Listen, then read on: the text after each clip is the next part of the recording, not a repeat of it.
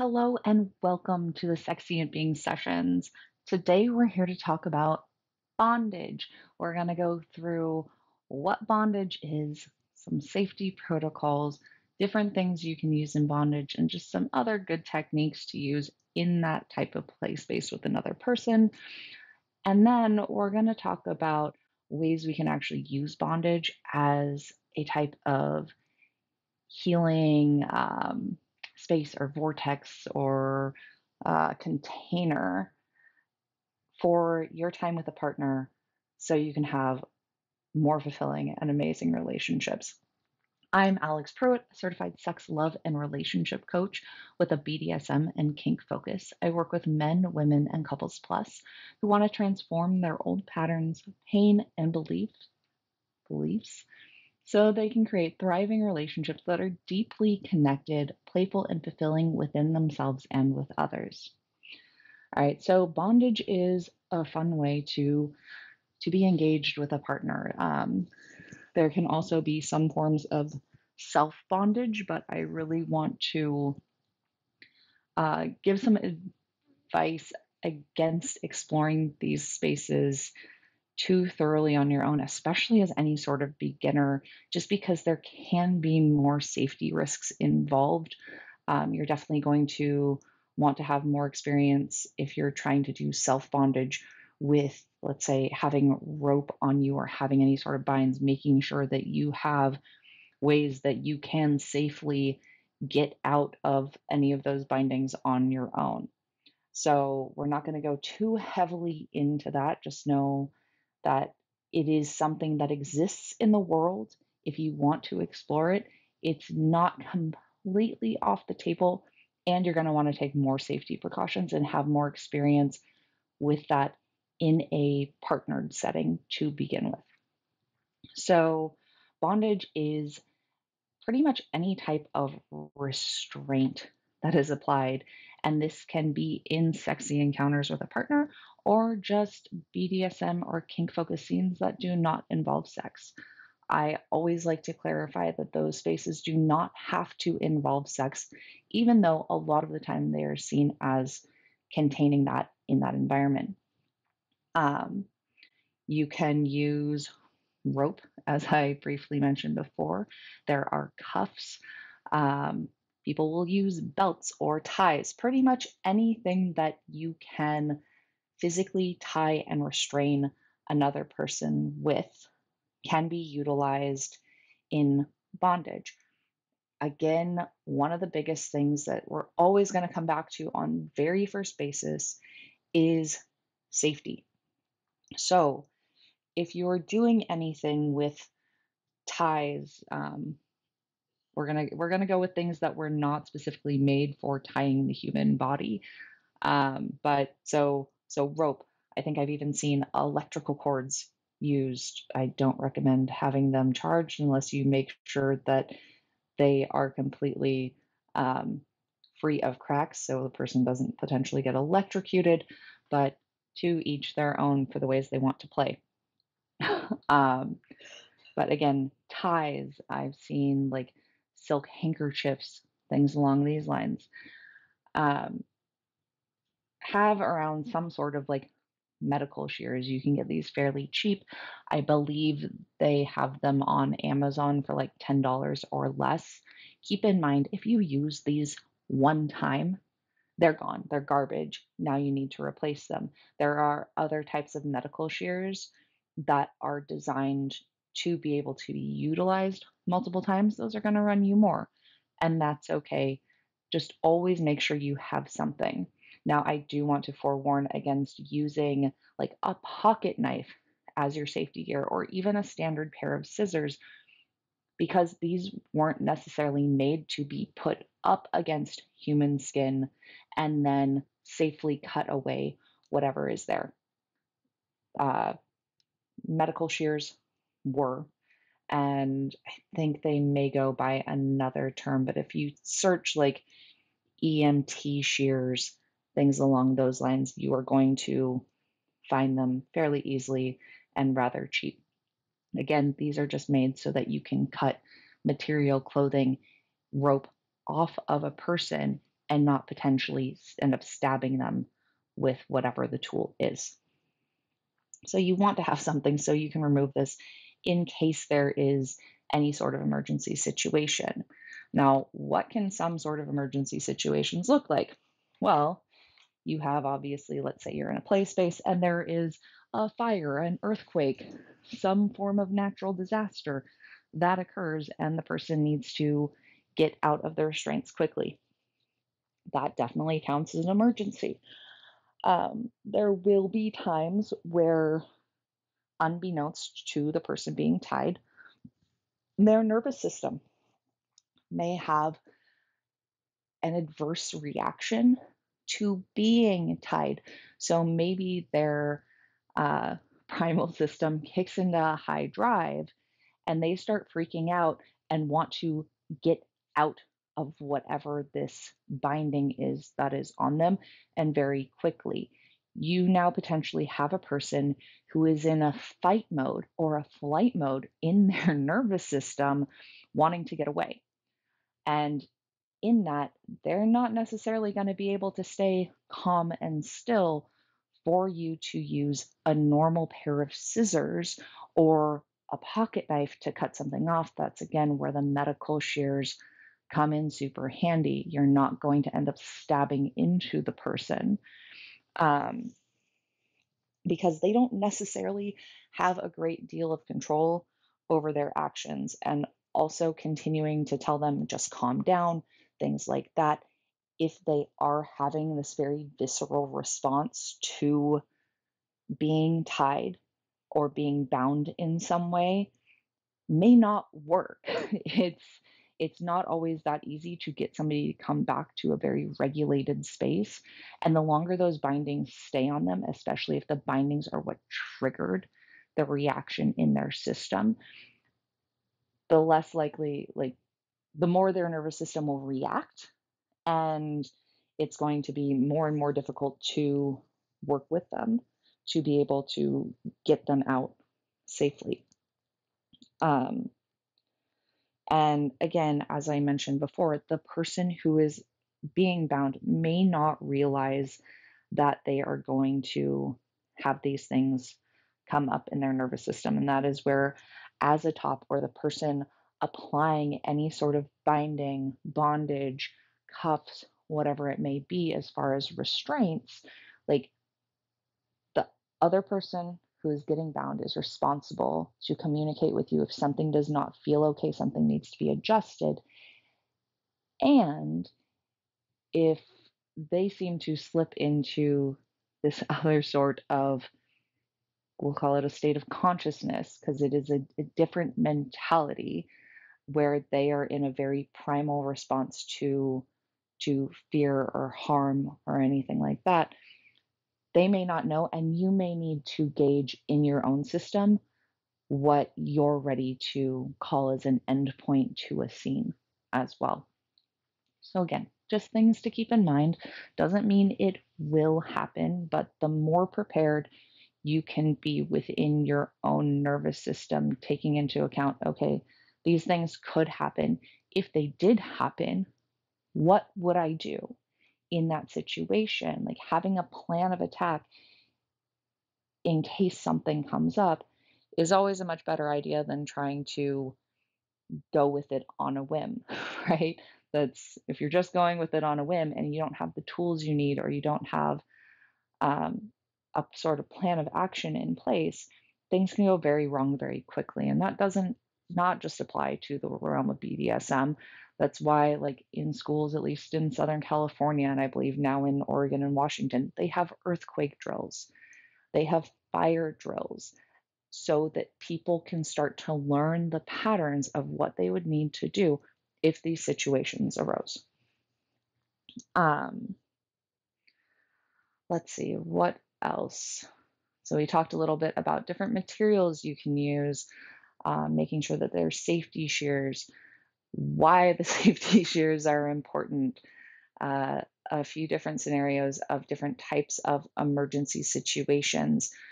One thing I actually went through for myself recently, and I feel like it's an important thing to point out to anyone who's really taking on a top role in the BDSM community, whether that is like you identify with being in that community or you have like just a single play partner and you two are starting to explore this space, look into getting a CPR and first aid certification so that if some sort of situation arises that is an emergency, you are going to know how to best care for your partner in that space.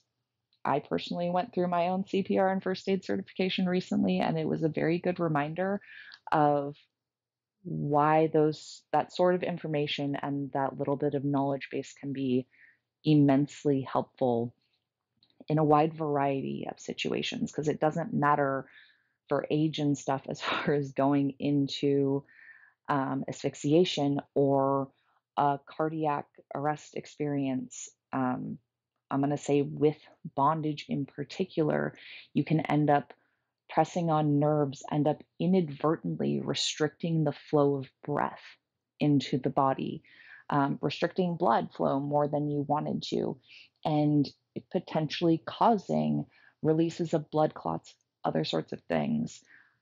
Um, Again, cardiac arrest, asphyxiation, but knowing how to mitigate an emergency situation in those times can save your partner's life and also save you a world of not only grief and potentially losing a partner, um, but also potentially court related things or legal related things where maybe there's not as great of an understanding in the legal realm around types of play, even if it was contracted for what you're exploring together.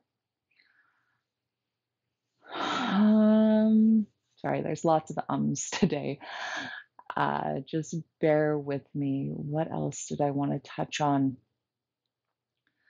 So, CPR, like safety is the number one thing. Another great tool to utilize when it comes to safety, and this gets brought up in most BDSM or kink related conversations, is if you are not recognizing or using normal like terminology that would indicate that something is not okay, such as no, stop, like go slower, less pressure, right? Use safe words. And safe words can be uh, anything that calls a hard stop. So that's a complete no. All play needs to stop in that moment. And it may or may not proceed, but right now it needs to stop, right? Try to use something that you wouldn't commonly use as far as like in a sexy space. Like you wouldn't want the phrase to be like, oh, daddy, go harder. That would probably be confusing to a partner. I've actually had past partners recommend phrases like that, and I'm like, that doesn't make any sense. Why why would I say that when I'm needing the scene to stop and I'm needing you to take me seriously? It needs to be something unrelated to that play space. I do recommend doing reviews of your hard and soft limit words, or hard stop and soft limit, or soft stop words is what I will call it, um, to give reminders. Because especially if you don't use those words frequently, it can get confusing, or they can kind of get like lost and forgotten along the way. So just doing check-ins, even if it's before each scene for a while, so those really become ingrained as, oh yes, these are our words, these are the things I need to look out for, and a reminder even for the bottom as, oh yeah, these are the words I can rely on if I need things to slow down, which would be more of a soft stop, right? Or to back off in pressure or to hold. Like you get to define more of that. There's actually a whole episode on here called Hard and Soft Limits. I recommend looking through that just because I'm not going to go super deep into detail around that subject right now. But yes, those are a way to work with what's going on. Some other things to consider when you are actively in a play scene that's involving restraints or bondage is in the space of the scene doing periodic check ins, right? And these can be physical check ins. So let's say you have um, your sub restrained and their arms are tied to a headboard above their head.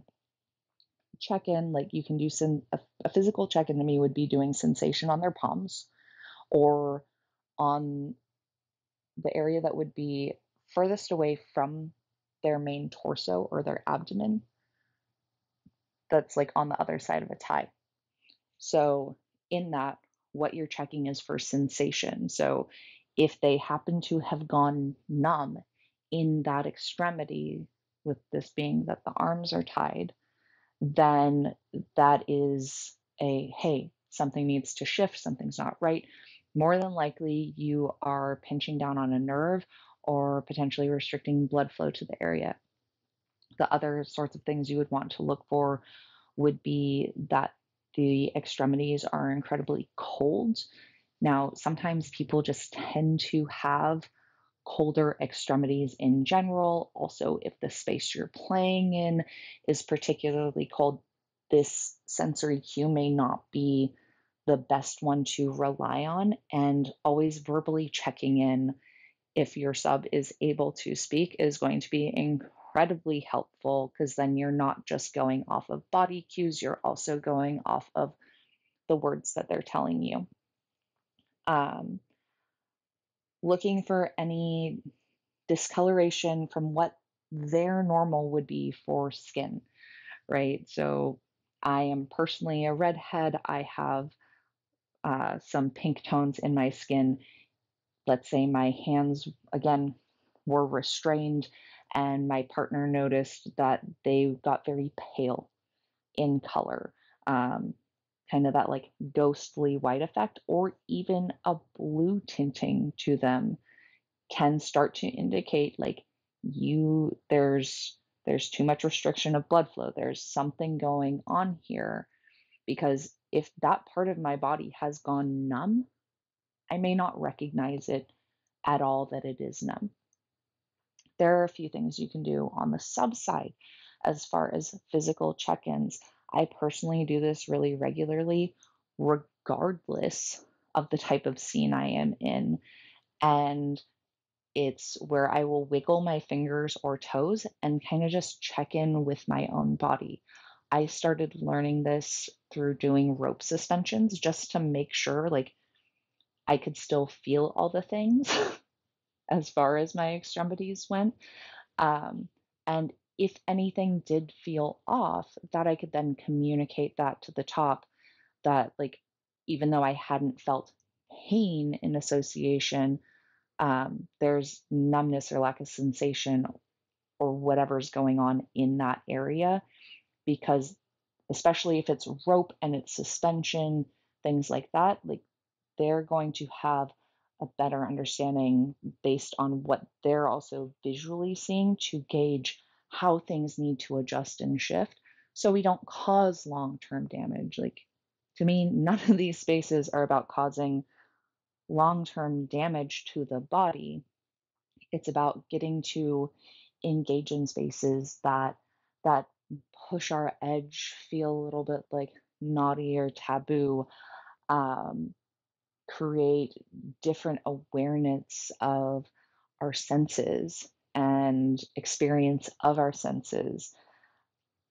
And yeah, so just be aware of those. Do check-ins on yourself as a sub to some degree. Like your top can take on a certain amount of responsibility for your body, and they are not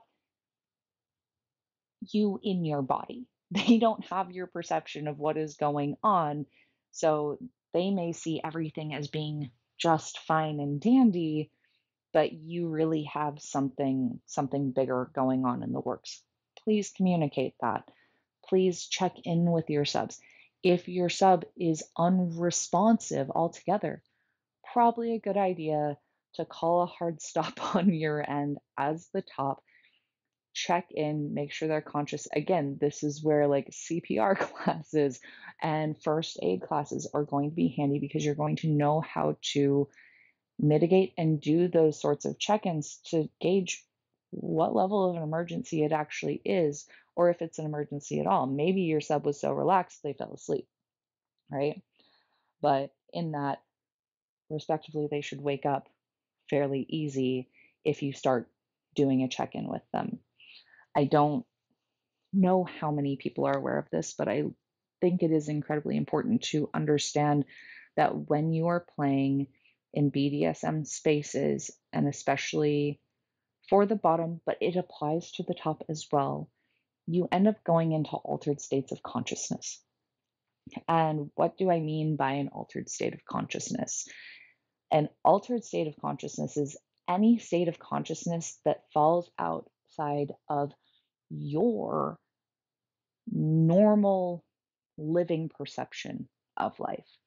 So, when people drink alcohol, that's an altered state of consciousness. When people consume drugs, that's an altered state of consciousness. When people do meditation, that's an altered state of consciousness. When people engage in extreme sports and get adrenaline and all sorts of other things going, that's an altered state of consciousness. When you get super triggered and flared and you're angry at your spouse or your brother or your friend or your child or coworker, that is also an altered state of consciousness. You have whole different sets of hormones and chemical mixtures running through your body than you would under your baseline normal, we'll call it operating state. Every person's baseline normal operating state is different. So, again, we're building a foundation, creating conversation spaces of understanding and communication are so vitally important. With that, like as the top, you know you are creating an altered state of consciousness in a sub or in a bottom you're performing a scene with. You need to know your own limits for the type of space that you are willing to hold for another person. So, in my own experience as a bottom, I have had times where I am in a scene and I have a lot of anger come up. The first couple times I ever had this happen, again, not something I was expecting to have happen ever. Um, but I was in a safe enough relationship for myself and had good enough communication to be able to at least try to communicate. Like, I wasn't mad at them. Like, I was okay with continuing if they were okay with continuing, right? And like allowing myself to just kind of notice what was coming up. Also, not now taking it out on my partner who I'm engaging with. I was actually going into kind of like PTSD trauma flashbacks um, during some of this. Again, it wasn't anything I ever expected to necessarily have happen or experience. And I did. It ended up being an incredible space to heal some of those old wounds and release those emotions from my nervous system, but it was definitely confusing. Now, I've had conversations with people after those experiences. Again, like I said, my partner who I was with at that point in time was able to hold those spaces quite beautifully, and I deeply appreciate when I have had others be able to hold those spaces for me. Um, Especially early on, because anger was a very unsafe feeling for my nervous system. But in that, if he wasn't okay with holding that space of anger and he now felt triggered and like he needed to get like angry back at me, or like I was attacking him, even though I tried to make it very clear, like, this isn't about you, right? None of this is about you. This is all my own shit coming up in my nervous system. Like, if he wasn't able to hold that, then he wouldn't have been a good partner to explore those spaces with or to hold that container. And my biggest recommendation would be, as soon as you start noticing that come up, like, you call the end of the scene for yourself as the top. And is it possible that may make the sub or bottom more mad? Definitely. Just realize that those are their emotions. And, like, number one, you have to do the things to also keep yourself safe in those moments. Also, if you end up continuing to go into the scene, you start feeling immensely triggered in that space, you're a lot more likely to cause greater harm, in my opinion, um, especially if it ended up leading to a huge fight or anything like that between you and your partner, even if it never got like physically involved, right? If now you both are really angry and flared at one another, if there's name calling, any of those sorts of things that are abusive, if there's blaming in those situations, then to me that's not helpful necessarily, especially if people aren't willing to look back at what's really coming up for them, and doing it more in those like bite-sized pieces. The small pieces can be incredibly healing because it's a little bit easier to digest. It's like taking a bite out of an elephant versus trying to eat the whole elephant at one time. Like, you can't eat an entire elephant in one sitting. There's not a single predator on this earth who could eat an entire elephant in one sitting, now that I think about it. So there you go. Like, know your own limits as a top for the types of spaces you can hold for someone. One of the premises I personally take as a coach, because I work with people in altered states of consciousness during sessions, is, for the most part, like, I can only lead people as deep as I've been willing to go. I work a lot with negative narratives that people have coming up. Um, they'll have traumas come up, um, lots of emotions that were pushed away, different belief systems, right? But in all these spaces, the things I have been able to process and integrate within my own being make me more able to hold those spaces for another person, because I'm able to come to places of acceptance and compassion and understanding for what they're going through, rather than them getting flared, me now taking it personally, and we're in some sort of conflict. Um, there is a lot of healing spaces that can come from BDSM play, and it's one of the reasons I integrate this so much in with the sex, love, and relationship coaching I do, because I think it is a really phenomenal way to find many spaces of playfulness, deep, deep healing and connection, not only with other people, but within ourselves. So, getting into this space and transitioning kind of into this idea of utilizing bondage as a form of healing, I like to use symbology or symbolism a lot in my own healing work.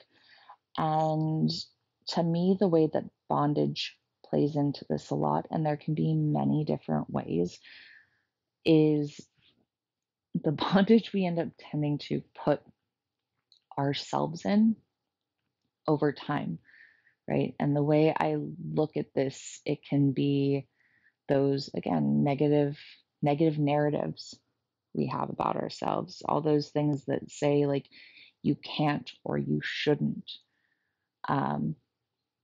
or the idea of putting up a wall around your heart. I feel like many people have probably heard that phrase. I know I have felt that in my own body or felt it in trying to connect with other people at different points in my life. You can utilize it as an idea of the way you represent, the way you hold tension in your body. Like when you're only holding tension and your body's in a constant state of contraction in certain areas, like that is a type of personal bondage in your body. If you think about it, like let's say your low back, like you had some belief system associated with not being enough or not belonging. There's a lot in Chinese medicine that represents that, along with going into the low back. So the philosophy there is that you're going to end up holding more tension in that area of your body, in that part of your spine specifically. Well, if you're not able to move freely and at your own will because you have all this holding of these old belief systems, it's a type of self bondage, and it's more than likely a very unconscious level of bondage in your system, but they are things that do happen and do happen to us over time. And you can actually start using bondage in play spaces with partners as ways of representing these bonds, right? Of representing this binding you're experiencing. Honestly, for me, the very first time I ever experienced a rope tie, it was with a very well seasoned rigger. Um, and we did a full body suspension at a kink event. And around that same point in time, I was kind of looking into meditation just for my personal life and trying to understand what meditation was and what it felt like, because the idea of just sitting still, like my legs crossed and my eyes closed and my hands on top of my knees, sounded awful. It just wasn't something I could make time for. And honestly, like it's still not my preferred form of meditation personally. There are many other ways I like to utilize for meditating. Anyhow, I got up in this rope suspension and I found it incredibly fascinating because I had rope, I believe I had a rope harness. I had some amount of ties around my arms, around my hips and legs. I really like did not take any sort of control of my body. I just let the rigger do his thing. He would check in with me. I would give him feedback.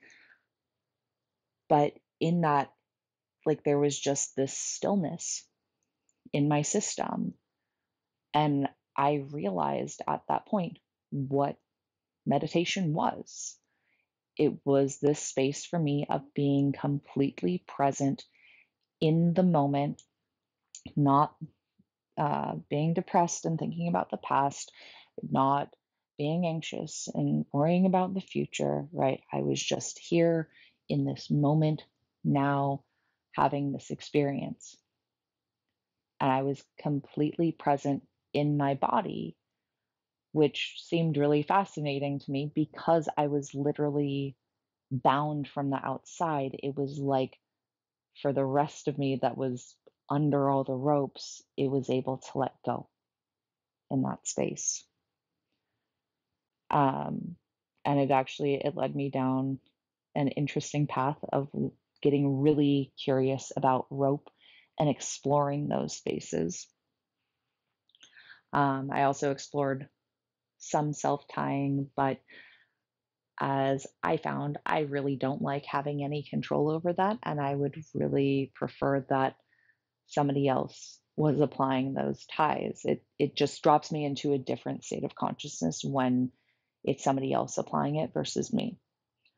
Um, One thing to be aware of that just came to mind is with suspensions in particular, but with rope and bondage, there can be different subdrops that occur. And I would say some of my most intense subdrops actually came after um, suspensions.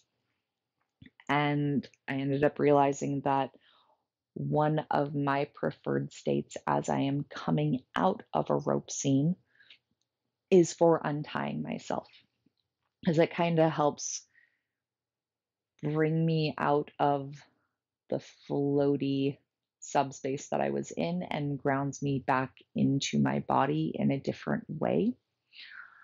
Um, and I've also had times where riggers that I was not as familiar with tried to untie those binds, and I actually got incredibly disoriented, had my auditory, like everything in the space all of a sudden got really loud, all the lights got really bright, started feeling dizzy type thing. Um, so it's just something to be aware of. Like you could need to help with undoing your binds. Like maybe your top undoes your bind to a certain extent to where you're able to do that yourself.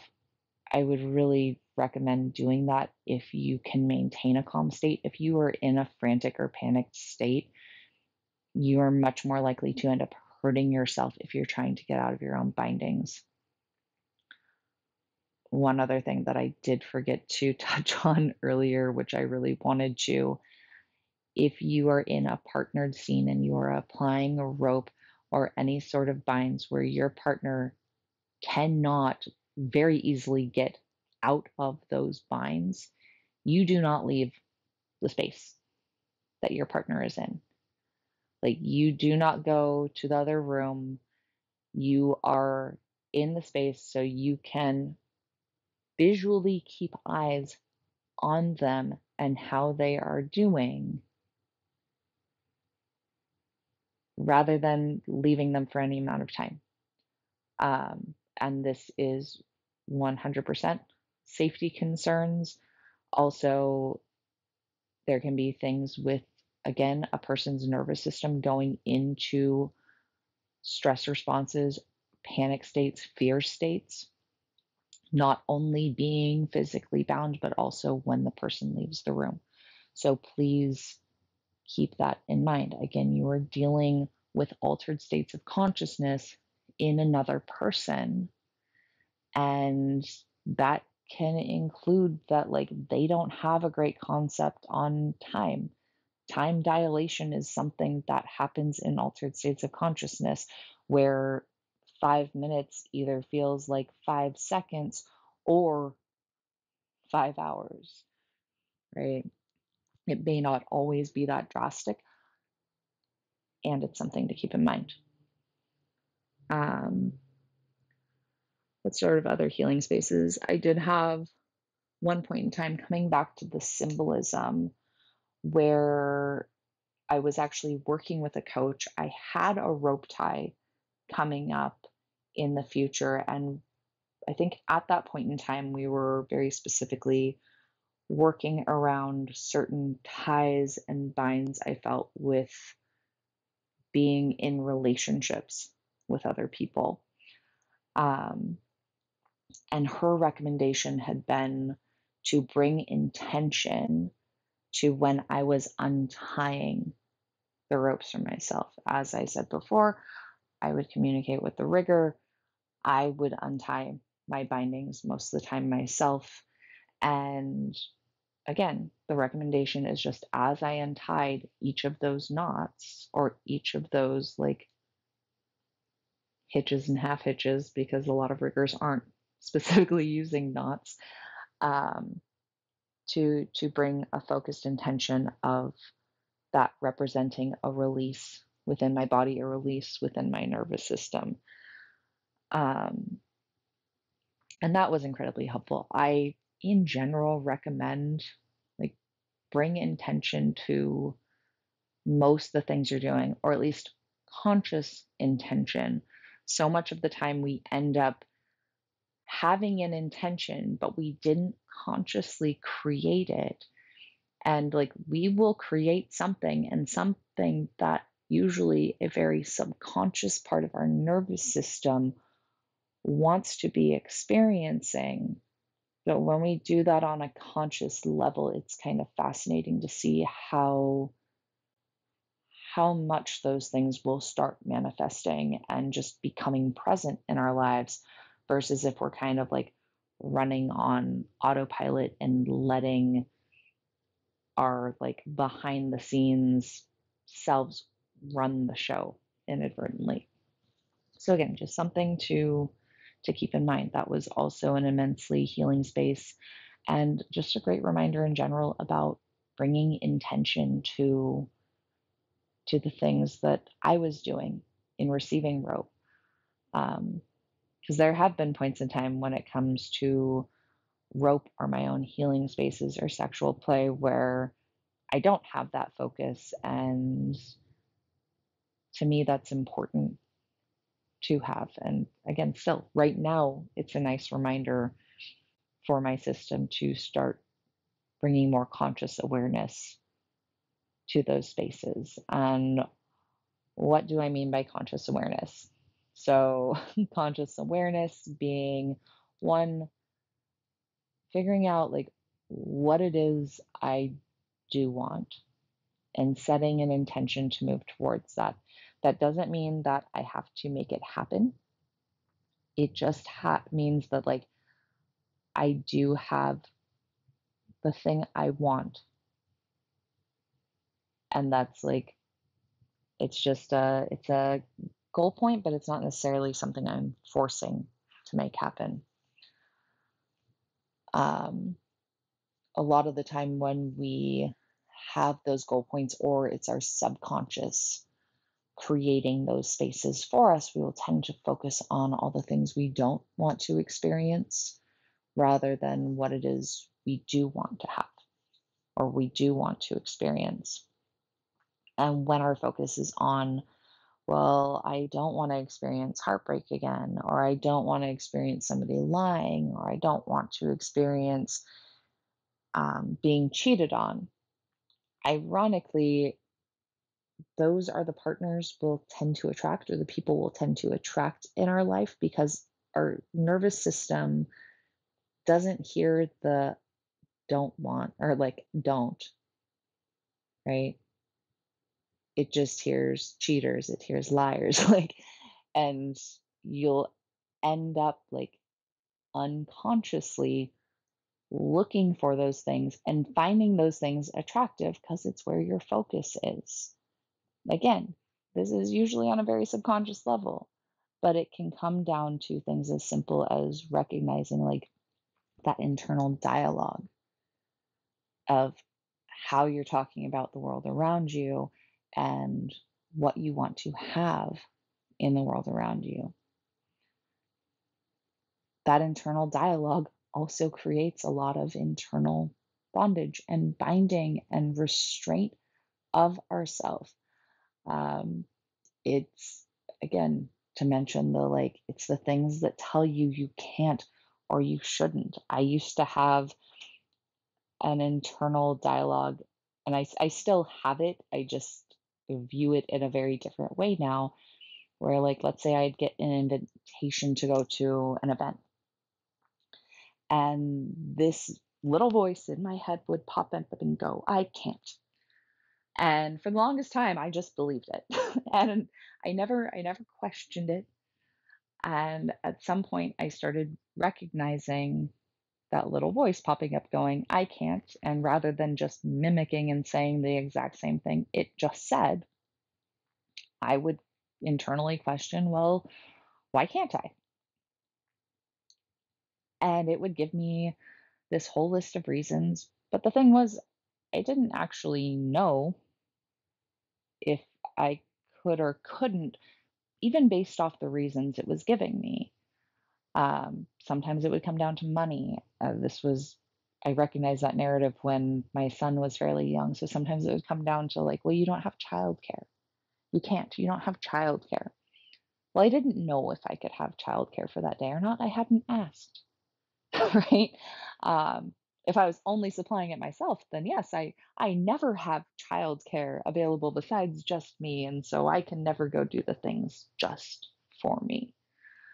Um, but I started questioning it, and rather than just believing it like I used to, that was my like internal form of bondage and restraint on me.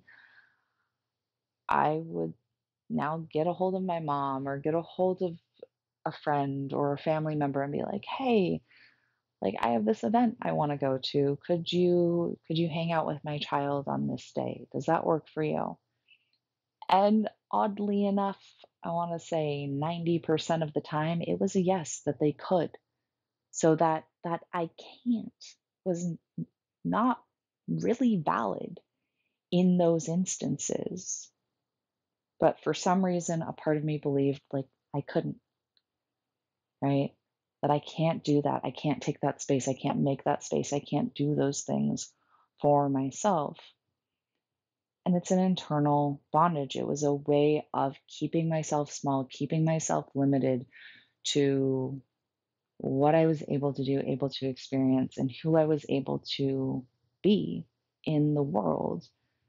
And like those restrictions formed for a reason, right? They served a purpose at a certain point in time.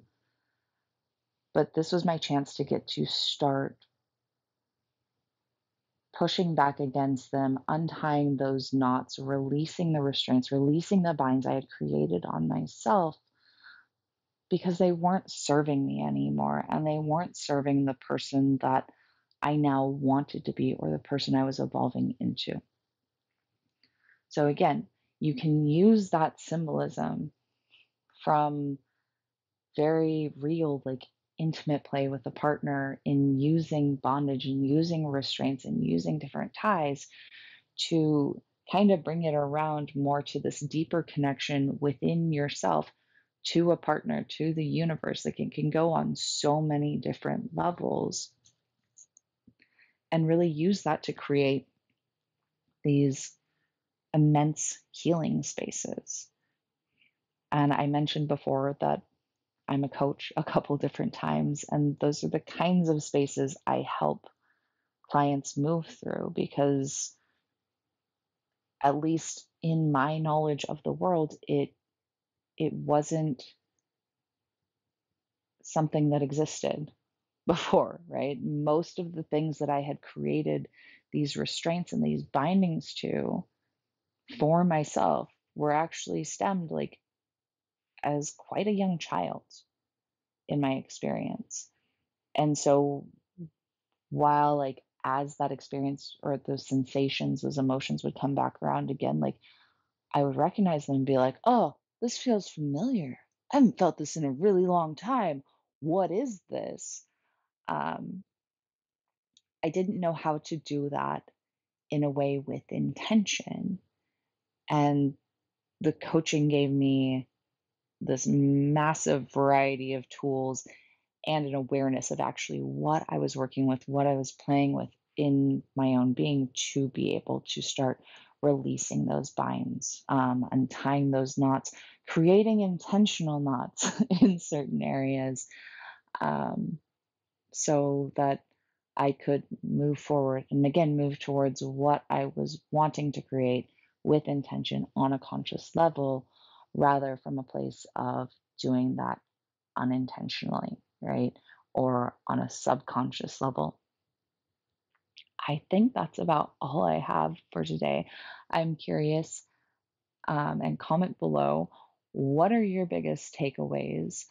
What ways do you notice, like, name one way that you have created some sort of self bondage or restraint for yourself? Do you want to keep that bondage or restraint for yourself? And if not, what do you want to create instead? Next time, we will be back with going primal, and I'm super excited about this topic because I love the primal nervous system and getting to tap into it because, again, it is one of the things that we have kind of put this big bondage restraint around in our society, saying the primal isn't okay, it's scary, it needs to be tamped down, it needs to be repressed, it needs to be pushed away. And going primal is really, to me, about being able to tap into those spaces, create safety in tapping into those spaces so that you can be with that because there is so much power, so much potential, so much raw energy, um, sensation, feeling that goes along with allowing yourself to connect with that part of you, let alone, again, in a play space with a partner. If you're interested in working with me, if you want help in tapping into your own restraints and bondage that you've put on yourself, you want guidance in implementing this within a partnered space, any of those things, then feel free to drop down to the link below in the description section or on the About page on YouTube. And you can find my website, any of my social media links, along with a link so you can get a free discovery call to see if we're a good match to work together. If we're not a good match to work together, that is also all right. And I am perfectly happy helping anyone connect with valuable resources for their next steps in their journey. All right, until next time, have an amazing evening.